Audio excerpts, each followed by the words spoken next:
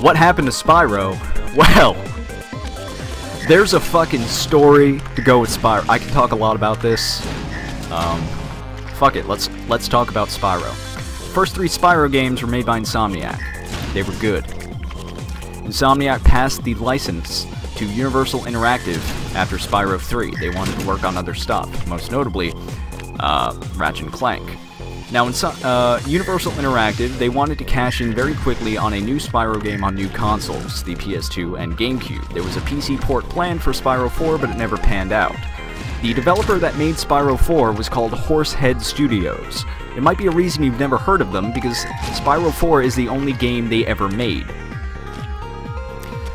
They were presumably a developer splintered off from Universal Interactive to cash in on a Spyro game real quick, and Universal had a deal set up where, you know, if Spyro 4 did well, they were now a developer that Universal Interactive could use in later projects. Spyro 4 did not but do well, so they were either melded back into Universal Interactive or all fired. Who knows? No one knows. The point is with Spyro 4 is that it was a real fucking bad game on PS2 and GameCube. With how polished Spyro's 1, 2, and 3 all were, Spyro 4 was a real fucking kick in the face. The load times were also notoriously bad. We're talking Sonic 06 levels of load times. Like a minute or more, just between sub-areas of the same levels. Speaking of levels, by the way, Sonic 4 only had like 9 levels, which is ridiculous.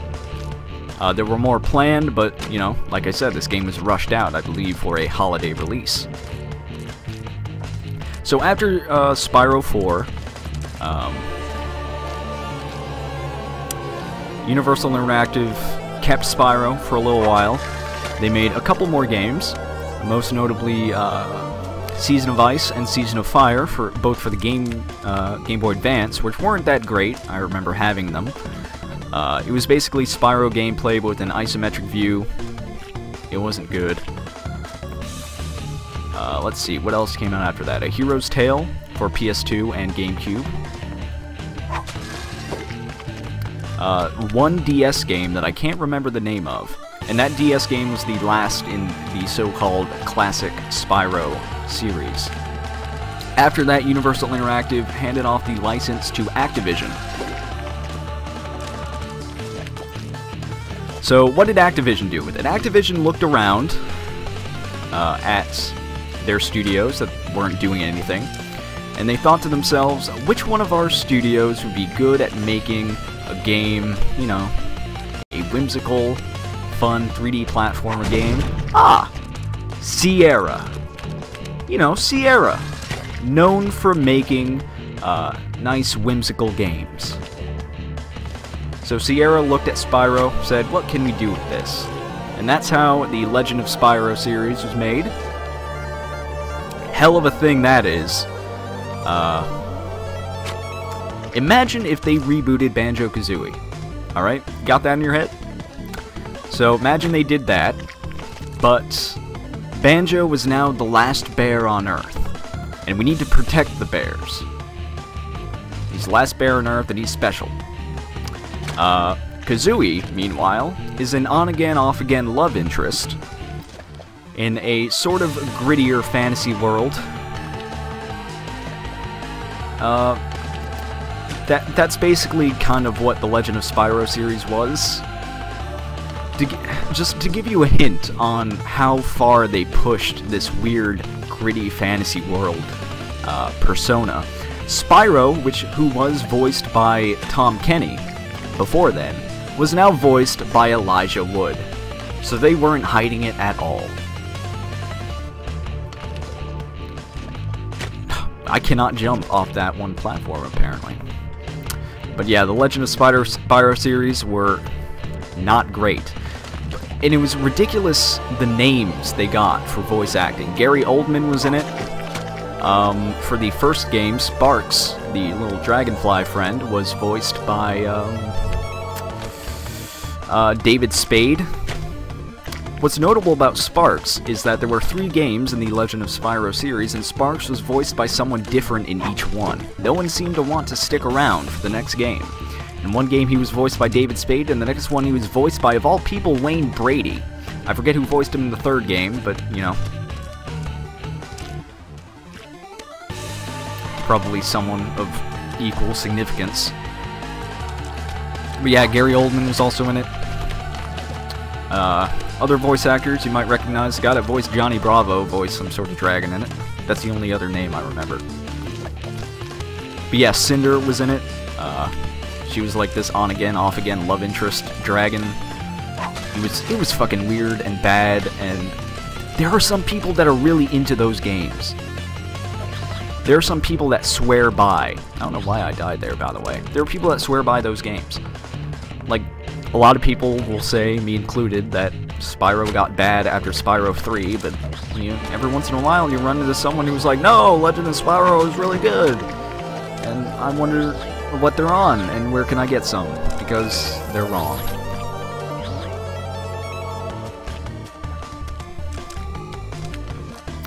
So what happened after the Legend of Spyro series? Activision still has the license, and they made Skylanders after that, rebooted Spyro again, and now are raking in all sorts of money. Like, Skylanders is hugely successful. It's raking in billions, with a B, dollars. Thing is, it doesn't have much to do with Spyro, though. So, Spyro is effectively dead. You're not buying Skylanders for Spyro. Put it that way.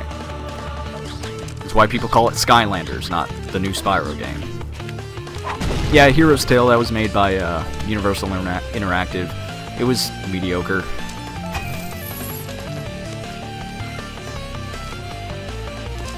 But yeah, that's Spyro. I really like Spyro.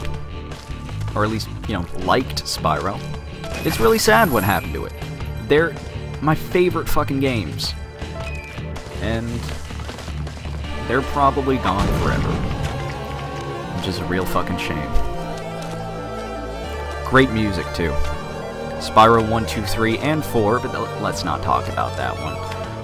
Were all composed by Stuart Copeland, aka the drummer to The Police. So if you like The Police, maybe go check out the soundtracks to Spyro 1, 2, and 3. I mean, even if you don't like The Police, you should do it anyway, because they're real fucking good. Some of my favorite game soundtracks of all time, and some of my favorite game songs of all time, were from Spyro 1, 2, or 3. Dude, next time I fucking stream, I'm streaming some Spyro. I'm into this now. I know Spyro 1 the back of my hand.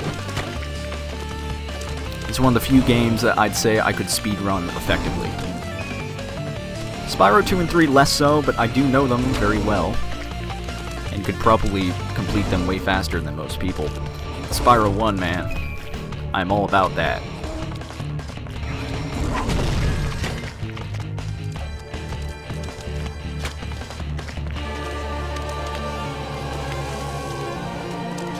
I mean, at least I was so happy when Insomniac revealed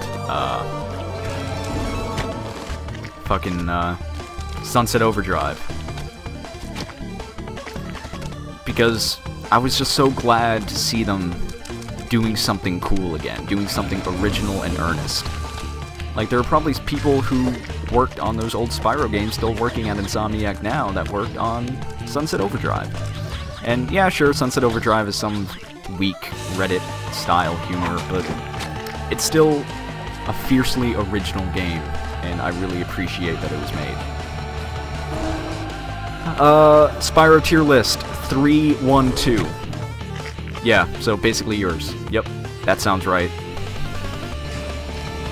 1 is a classic, 2 introduced a lot of new elements that weren't fully fleshed out yet, and 3 took those elements and fleshed them out fully, and made a fantastic game.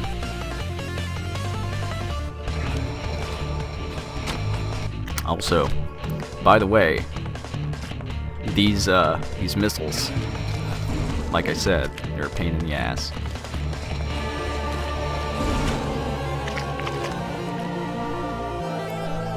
Well, that was a good tangent. I enjoy talking about Spyro. It's a weird story. I mean, that franchise passed hands so many times that it's hard not to talk about it because it was notable and a lot of weird things happened to it.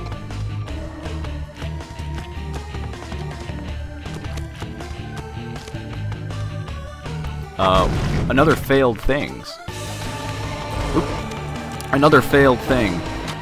with the Legend of Spyro series. There was supposed to be a movie. A movie was planned. A poster was released, and that's about as far as it got. It was planned for 2012, I think, and, you know, obviously it never came out. But it was going to be based on Legend of Spyro, so who knows? I forget who was animating it, who the work was being outsourced out to, but, oops. But, yeah, that was supposed to be a thing. I bet it would fucking suck, but probably a different person would voice Sparks again.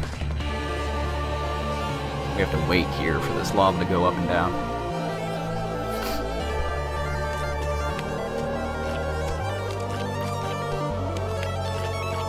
Yeah, when did the last Legend of Spyro Legend of Spyro game come out? It was out on the 360. I want to say maybe 2011, 2010, maybe before that, maybe 2010. Oh, didn't mean to back out. We're going to the Dark World now. Sparks being voiced was super unsettling, but guess fucking what? Sparks having, like, arms, and if you look at the concept art for Spyro in Legend of Spyro, he looks like a fucking DeviantArt reject. I'm halfway... you know what I fucking want to do? I want to Alt-Tab out of Super Meat Boy, just so I can fucking show you. You gotta see this. This is actual concept art. Look at this! What did they do?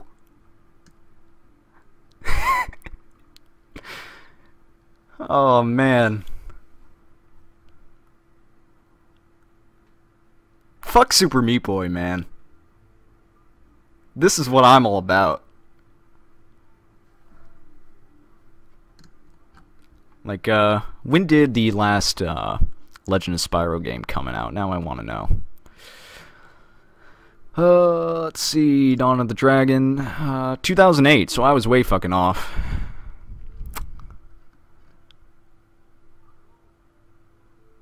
God, look at this! Hold on, let me edit the screen region here.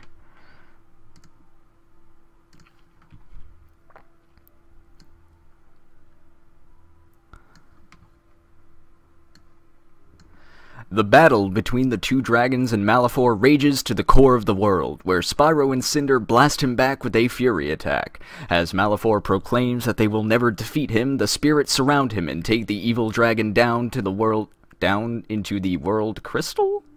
Okay. Even though Malefor is finished, the world is still being destroyed. Spyro tells Cinder to flee after Ignitus' spirit grants him hope, but she refuses to leave his side as he prepares to unleash a powerful Fury Wave, with the last words the player hears from her are, "I love you," to Spyro. The world is rebuilt from Spyro's magic, and we last see the remaining Guardians, Hunter, Sparks, and the survivors coming back into the sunlight as the stars in the sky form into the form of a dragon.